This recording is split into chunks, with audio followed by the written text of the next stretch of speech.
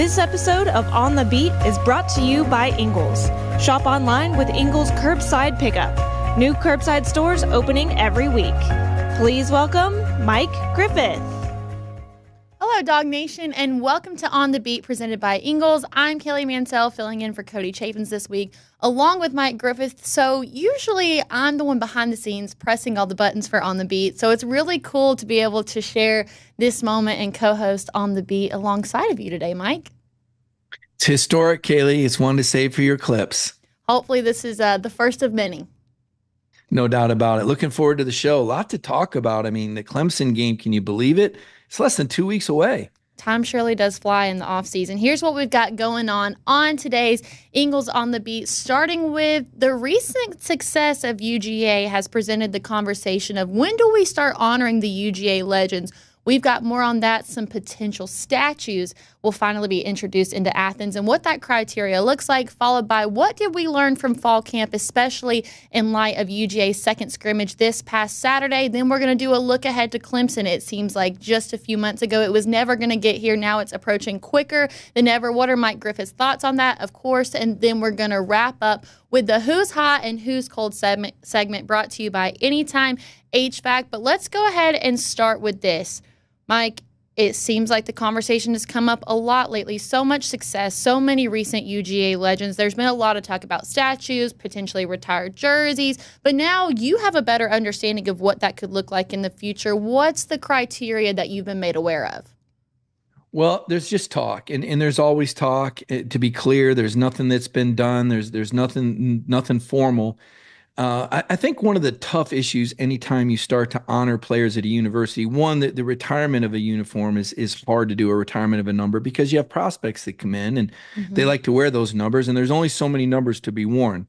Now, obviously, you can put a number aside and honor someone's jersey without actually retiring it, and we're seeing that more and more. But for the purposes of this conversation, we're talking about statues, and statues are great. We're seeing them pop up all over the SEC. You know, you look at Florida and there's Tim Tebow and Steve Spurrier out in front, Danny Werfel. You go to Alabama and there's all their championship coaches honored with statues. And it's just kind of a nice look and a reminder, you know, for recruits and for coaches, that their work is appreciated. In the case of Georgia, we're in an era right now, it's just unbelievable, where you've had 7 straight top 5 finishes, 7 straight preseason top 5, 7 straight top 10s, 2 national titles in 3 years. And it doesn't look to me like the national media is really giving Kirby Smart his due. He hasn't had a coach of the year in either one of those championship seasons. And I'm like, all right, so Kirby's not playing ball, but you know what? Georgia knows Kirby Smart's value. They know Vince Dooley's value. They know Frank Sinkwich's value, and they know Herschel Walker's value. And so you got to have a criteria that cuts off at some point. Otherwise, you get into picking favorites, and some people may be offended and some people not.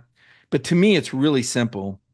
And the idea that I've heard bandied about is national championship coaches and Heisman Trophy winners.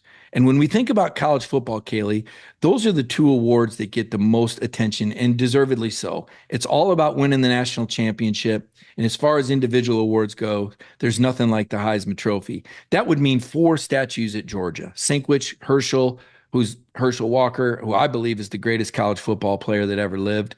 Kirby Smart, who's won 2 of the last 3 national championships. And then, of course, the great Vince Dooley, whose class continues to hang over Georgia. And everyone thinks of Georgia and what a great place it is because of the class that Coach Dooley operated with, and especially his national championship season. So it seems cut and dry to me, but obviously there could be more discussion. So based on what you just said, if we're going off that criteria alone, the players, it seems it would be Herschel Walker and Frank Sinkwich. You have it right here. And then the coaches would be Kirby Smart and Vince Dooley. Now, this does leave out a lot of UGA legends, especially recent ones like Brock Bowers, potentially Stetson Bennett. However, I like this criteria because, as you said, it's very set in stone. It leaves no room for interpretation. You know exactly what you have to do to get the statue.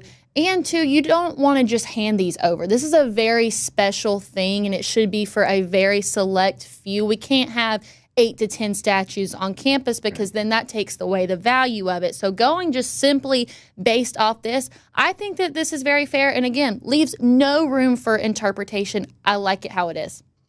Yeah, the only possibility, the only potential add-on because Kirby Smart is a defensive-minded coach, would be the Nagurski Trophy winner. And the Nagurski is known as the defensive Heisman. And you'd only be adding one player who happens to be a former Kirby Smart teammate, Champ Bailey. Now, Champ is also recognized as one of the top 100 players of all time. So I wouldn't have an issue with that. I think that's something that would continue to help recruiting. I mean, everybody has something to aspire to. I mean, we talk about NIL money, and certainly that's a factor. But to be a statue, to be a legend like that would be there forever and ever, I could see Kirby making an allowance for a Nagurski Trophy winner, and that would give you 5, with Champ Bailey being the 5th. But that's the cutoff for me. I can't, even though I think Brock Bowers is one of the greatest college football players at all time, he's a slam dunk for the Hall of Fame. You could certainly make a case for David Pollock. He won just about every other defensive trophy out there. There's been scores of others. You know, if someone wanted to stretch it out to Heisman Trophy finalists, well, now you're talking about Charlie Trippey, Garrison Hurst, and Stetson Bennett. But beyond that, to me, that's too much. I think Heisman Trophy winners, national championship coaches, and maybe, just maybe, if Kirby's around when they do this, maybe he gets Champ in there because he won that Nagurski Trophy as the best defensive player in the country in 1998. I want to extend the conversation too, because as you mentioned, there are a lot of names that would be left out of that. The big one that comes to mind is Brock Bowers. I think David Pollock was also a great mention, but there are also other ways to honor these players. I think back to jersey retired numbers. Who do you think could be the next one to be retired? Wow, that's a great question. I mean, to me, I think David Pollock is an all-time great, and his number 47, I guess, it stands out in my mind. It's interesting. I just talked with Mark Richt on the phone, and we were talking about the 2001 game and what a fantastic job Georgia did to beat a really good Tennessee team that year. David Green is your winningest quarterback of all time. I don't see him get nearly enough recognition for his winning ways at Georgia. I mean, Aaron Murray is the all-time SEC passing leader. That's why I say you start getting into retiring too much. Obviously, Stetson Bennett, MVP performances in championship games. You could go on and on and on with great Georgia players. Garrison Hurst was fantastic. But at some point, there does have to be a cutoff. And there's other places that these players can be honored and have been honored. So I don't think they would have a problem with it. I've talked with Brock Bowers' mom a few times, tried to keep up with him. And the Bowers family is just so thrilled to be a part of Georgia. They'll always be a part of Georgia. Brock Bowers isn't the kind of guy that's going to be screaming for any sort of extra award. We know that. We know how humble Brock is, and he's going to do great things in the NFL. So I don't think you really have a problem with any of these people being upset. I do think that this is a very cut and dry formula. To me, I don't know how you don't honor Kirby Smart. I really don't. And I said on the radio earlier today, and I'm the guy that calls the elephant out in the room, right? Like, I don't want to wait till Kirby dies to see him honored. Okay. Yeah. I know that's kind of a thing. Kirby Smart is going into 9th year at Georgia. Like I said, if you're not going to give him the home and home with Florida, my goodness, at least honor the guy with a statue and show those recruits. If Nick Saban's got a statue set up there in Tuscaloosa, why in the world wouldn't you want to honor Kirby Smart? He was also an all-SEC player at Georgia. He was also an all-academic all-SEC student athlete at the University of Georgia with a business degree. He was also a team captain. He was also an assistant under Mark Richt. So I just don't know how you don't find a way, if you're the University of Georgia. Again, the national media can continue to ignore Kirby and not give him his proper due with National Coach of the Year awards. They can continue to talk about whatever flavor of the month coach they want. But if anybody recognizes the value of Kirby Smart, it's President Jerry Moorhead and certainly Athletic Director Josh Brooks. And I know that Georgia is an academic school, Kaylee. It's a top 20 academic institution, and they're very careful with how they present their campus. It's one of the most beautiful campuses in the world. But I don't believe that 4 statues, or 5, if you include Champ Bailey, I don't think that's going to do anything to take away from the academic standards or the look of the University of Georgia campus. One last thing on the statues, and then we'll move on to fall camp. If the statues were to come into place, where would you like to see them on campus? I'd like to see them in front of Sanford Stadium. I mean, there's a plaza area where you could put them up. I don't think it would be very difficult. Maybe Sanford Drive underneath the giant scoreboard. People would come in and have their pictures taken next to these statues. It's an area that could easily be secured. It is monitored right now. One of the really cool things about Sanford Stadium, and I think most people watching this program know that, is they keep that gate open so a lot of students can go in there and get their picture taken underneath the scoreboard with the stadium in the back. Well, in fact, if you look at my background, I'm pretty proud of this picture, by the way. I took this picture. And do you see how the red is showing because where the sun was at? I think I deserve an award for this picture behind me because I took it from under the scoreboard. So many graduates do that. But just imagine if I was standing between statues of Kirby Smart and Herschel Walker. That's the only thing that would make it greater. Well, certainly, I think the one thing that we can take away from this conversation is how privileged and honored are we to live in a time, in an era where so many UGA legends could be honored with a statue. But right now, looks like we've got 4 that are a shoe in. Next, we're going to talk a little bit about fall camp and do a Clemson preview. From DawgNation, this is On the Beat presented by Ingles. At Ingles, we're proud to work with hundreds of local farms and businesses in the communities we call home. Not only does it ensure that you get top quality, fresh items for your family table, it's a way for us to support the amazing individuals who pour their heart and soul into delivering the very best they can do. Quality, freshness, community, it's all in the bag. Ingles, low prices, love the savings. Here at DawgNation, we know there is nothing better than Georgia's first game, especially when it's an opponent like Clemson. But as someone who's lived in Atlanta for the last 6 years, I know that getting to Atlanta could be a hassle. Whether it's hotel, parking, or traffic, it's a pain, and that's the last thing we want you to worry about for the opener. So DawgNation is here to help, along with our partners at Discover Dunwoody. If you've got tickets to the game, Discover Dunwoody will take care of everything else. Their VIP package includes 1 night at the Hyatt Place Perimeter, luxury round-trip transportation to the DawgNation tailgate, and a one-of-a-kind swag bag that includes an exclusive DawgNation Invasion t-shirt. So let Discover Dunwoody get you to the big game and back in style. For a stress-free weekend, you can register at atlsportstrips.com. Again, that's atlsportstrips.com. All right, Mike, I've got a little off-topic on the beat question before we get down to business. How do you say the capital of Georgia? If I were to ask you what's the capital of Georgia, how would you say it?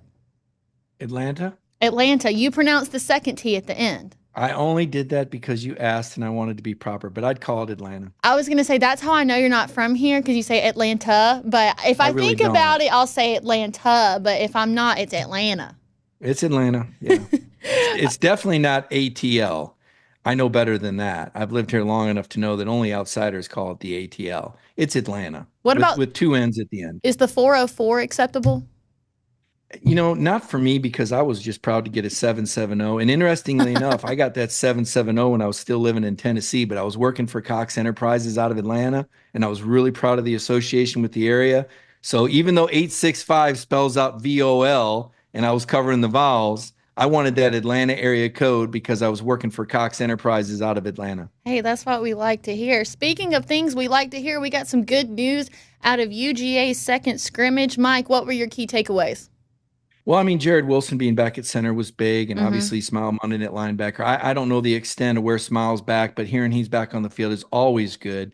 Of course, we know Jordan Hall's injury in the interior defensive line. Warren Brinson has been nursing an injury. Xavier McLeod, Gabe Harris. The defensive line is a little banged up. That's a little concerning. As far as the standouts, though, talking to a couple of different people, Carson Beck continues to do pretty well. Not dominant. If he was dominant, you'd be worried because it might tell you something that the Georgia secondary wasn't doing such a great job. But Carson's doing a good job. Anthony Evans continues to emerge. This is a guy we talked about last week, a sophomore playmaker with a lot of explosivity, known best for the punt return potential there. Nate Frazier, a lot of juice in the backfield. You know that. I've heard Branson Robinson look good. Of course, running behind that offensive line and guys like Dylan Fairchild there, you just saw a lot of guys are going to look good running behind that line. The offensive line just in general looking good. Defensively, Dalen Everett, cornerback. This is a really tight cover guy. I think he's got one spot locked down. We know there's competition at the other corner. More good news that Tyrone Ingram Dawkins was back on the field. Now, this guy's a difference maker. When he's healthy, this guy has a very high ceiling that he hasn't reached yet.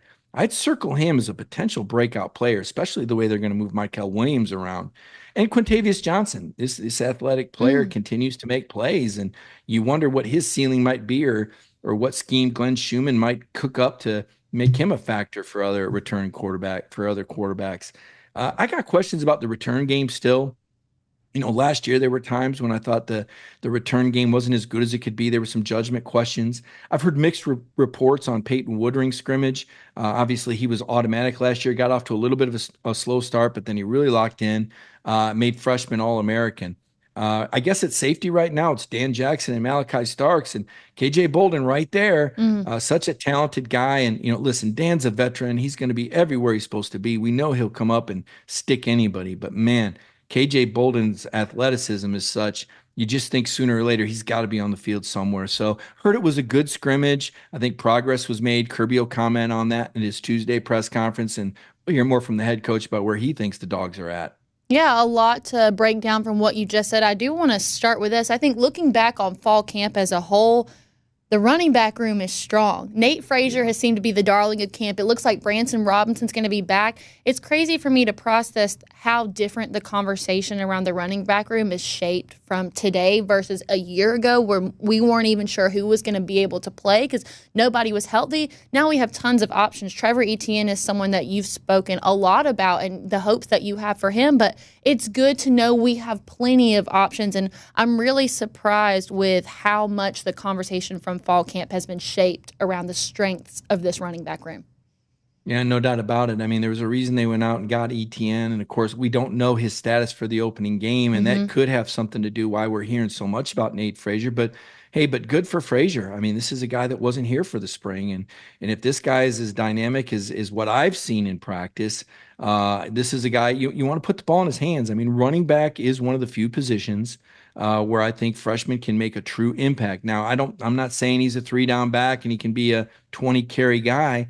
But if you get 7 to 11 good snaps out of this guy and he touches the ball 5 or 7 times, he's got the talent to make game-changing plays in those 5 or 7 touches. And so I don't know where he's at in pass protection or anything like that, or how well he knows the checks or audibles. But I do know that he's got a lot of juice. He came from the Premier Football League in the high school ranks in the nation, that Trinity League, that Southern California League, where these teams regularly have more than 20 D1 prospects on their team. It's really ridiculous. Some private schools out there, but yeah, Nate Frazier is exciting, and he's a great compliment to Trevor Etienne, because I've said it on the show before, and I'll say it again. As Kirby says, they're not practicing to beat one team. They're practicing to beat everybody. And now with the 12-team playoff, Kaylee, that's going to be a lot of mileage in your backfield. So having a deep backfield like this makes a big difference. In fact, I was talking to a fellow by the name of Anwar Richardson that covers Texas for Orange Bloods. And he was telling me now with his Texas having 2 running backs down, they still think they have a lot of talent there, but they don't have a lot of depth. And that could be a factor for Texas now that they're playing in the SEC from week to week. Georgia, meanwhile, you touched on it. A lot of depth there. Great news that Branson continued his comeback. Rod Robinson, I think he was out with an ankle in the scrimmage, but I have no doubt he'll be ready for the opener. But you need to have 2 healthy running backs to win national titles. Yes. And I do think it hurt a little bit when Dejan couldn't play in the first couple games and Kendall was having some hamstrings. And, of course, we saw what a difference Kendall Milton made at the end of last year when he became healthy. So just imagine. But now we're talking about 3 or 4 guys, potential home run hitters. And we haven't even talked about Cash Jones and what he brings to the table. So it is a very deep and very talented backfield, perhaps as good as any Georgia backfield in terms of talent and depth since that 2017 team had Nick Chubb, Sony Michel, and DeAndre Swift.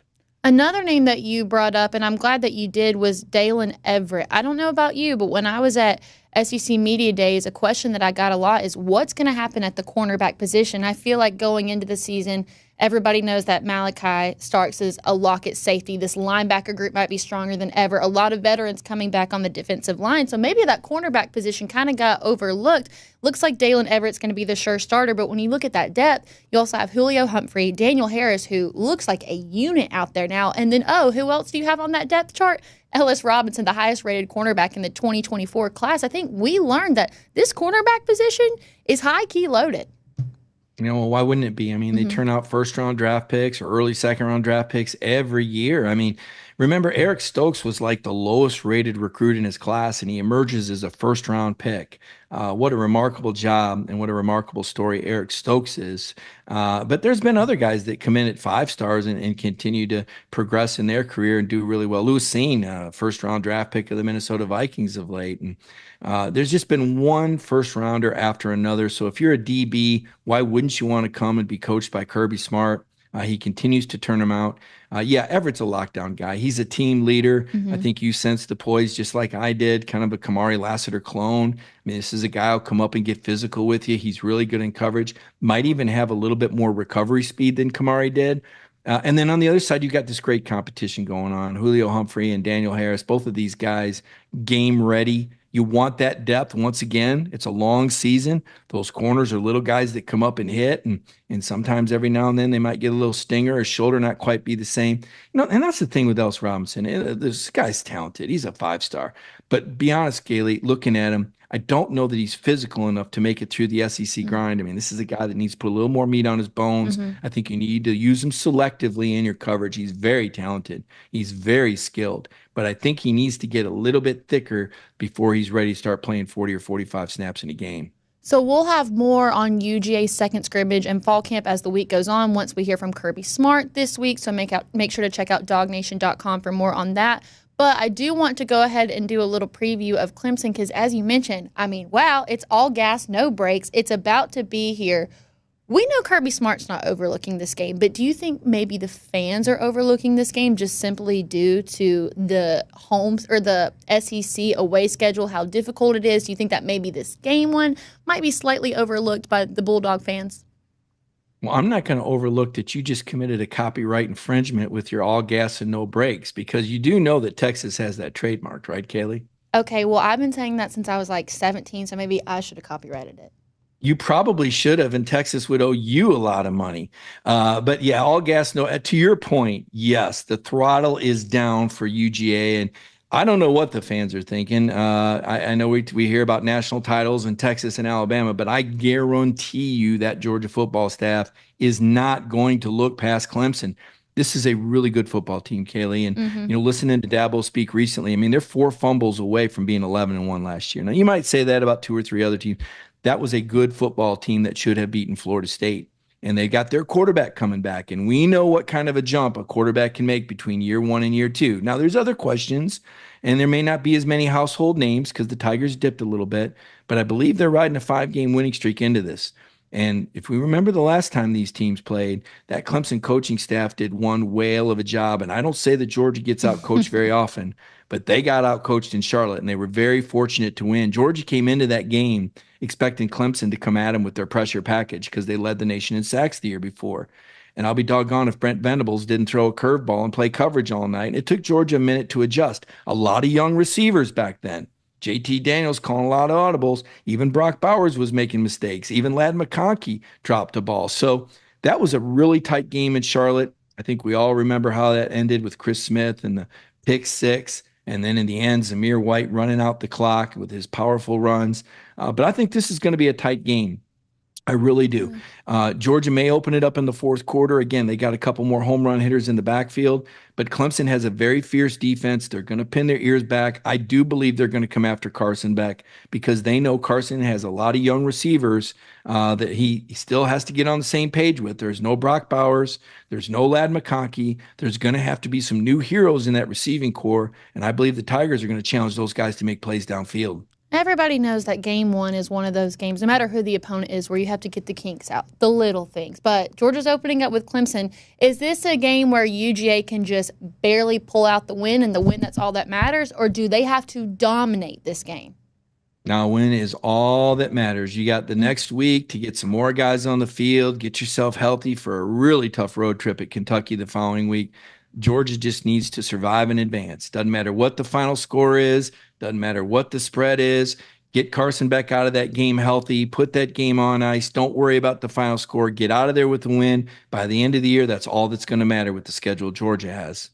What's the major position battle that you're going to be looking at out there, Mike?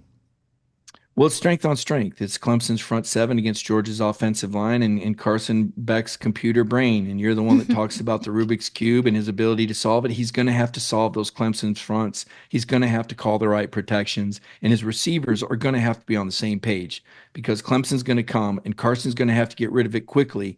And him and his receivers are going to have to be timed up.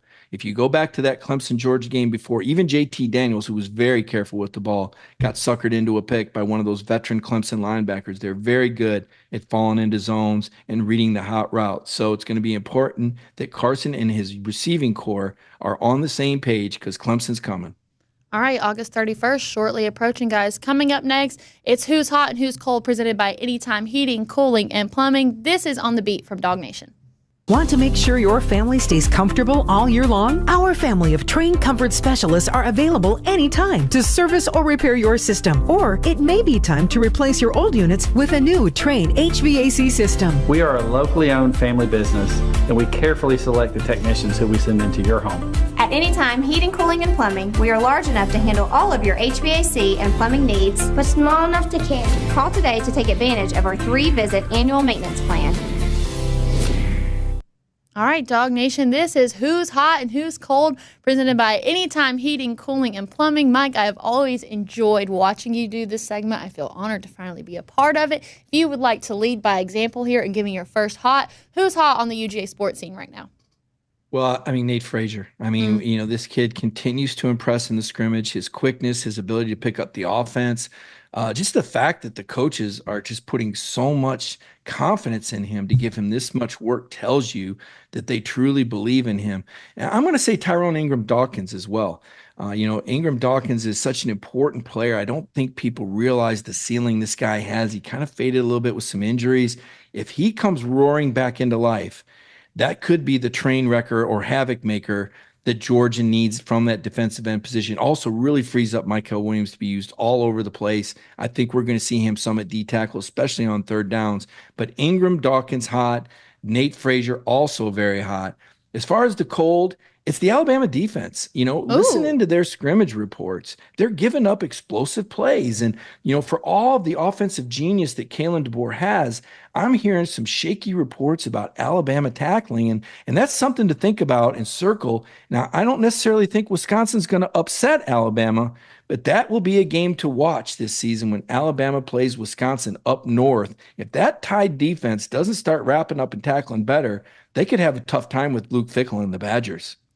I'm going to go a similar route with my hot here. You said Nate Frazier. I just want to go the UGA 2024 signee class as a whole. I think back to something that Kirby Smart said last week about the deterioration of football, the lack of depth. Well, when there is a lack of depth, that really opens the door for the true freshmen. We've heard a lot about Nate Frazier, a lot about KJ Bolden, a name that you mentioned earlier, Quintavious Johnson, who is a defensive lineman but also played quarterback for his high school team. When you're hearing buzz about people out of the 2024 signee class, I think that opens the door for so many opportunities. I hope that UGA has a dominating first half against Clemson so we get the chance to see those guys, but I've been really surprised at the amount of hype that we've heard around this class, especially in fall camp when it's usually the veterans that we're learning so much about. So I'm going to make the UGA 2024 signee class.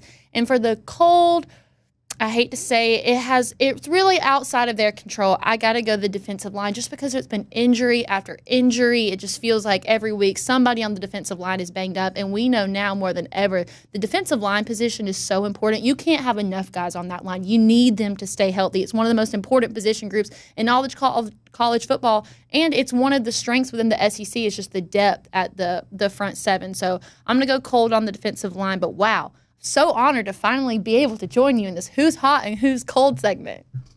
Well, I appreciate that, Kaylee, and you're right about the defensive line. Even though they ranked 18th in the country, and that's awful good when you play the schedule Georgia does in the SEC, it wasn't the same as when they ranked number 1 or number 2 those previous 4 or 5 years and made teams one-dimensional. So I know this is something we're going to talk about the rest of the week. I know Brandon Adams covers this every day on DawgNation Daily at 10 a.m. and, of course, Jeff on his recruiting show Wednesday night. And the show you and Connor do is just so much fun and so colorful on Thursday nights.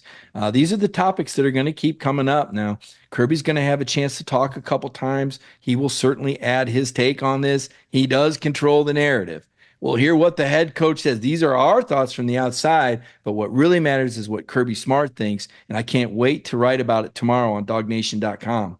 Speaking of topics, one thing before we go, a lot of topics on the site this week. What can we expect to see from you on the pages of DawgNation.com? Well, we got some availability with Kirby Tuesday, and I think players Wednesday, and so we're going to just keep this avalanche of news coming out on DawgNation.com. Like you said, every time people click on DawgNation.com, I think most people have our app where they actually get alerts every time we put up noteworthy stories. They don't even have to check. We'll let you know. We'll buzz in. So if you don't have the DawgNation app yet, now is the time to get it because it's getting real, man. This second scrimmage is over. Kirby's going to be throwing some darts at his players. You're going to find out who he's happy with, who he's not happy with. Dabo and the Clemson Tigers are going to start talking this game up. They're trying to drum up some confidence there. Kaylee, I found out Dabo making some changes to his radio show. Doesn't want to take those callers anymore. Can't imagine why. So it'll be, especially when you got Georgia as your opener, right? Maybe it'll be a first game only thing. But no, I know Dabo. He's a good guy. He's a fun guy, and he'll do what's in Clemson's best interest. But boy, it's just the anxiety and the anticipation's mounting. I mean, Georgia Tech is playing Saturday against Florida State. Now it's overseas. I guess Georgia Tech, to get on TV, they got to, play on the moon if they had to get a game like that on television. But, that's what happens when you're a 500 program. But still, point is, there's a college football game next Saturday. I'll be tuned in. I know you'll be tuned in. And, Kirby Smart might pay a little bit of attention to it. I think he's going to be pretty dialed into Clemson. All I know is that all is right in the world. College football is back. And with that, that will wrap up today's episode of On the Beat presented by Ingalls. I'm Kaylee Mansell filling in for Cody Chaffins. That is Mike Griffith. So great to be a part of the show today, but I'm excited to be back next week, pressing the button, seeing what you and Cody have to say. Make sure to check out all of Mike's articles on DawgNation.com this week. DawgNation, thank you for joining us, and we'll see you right back here next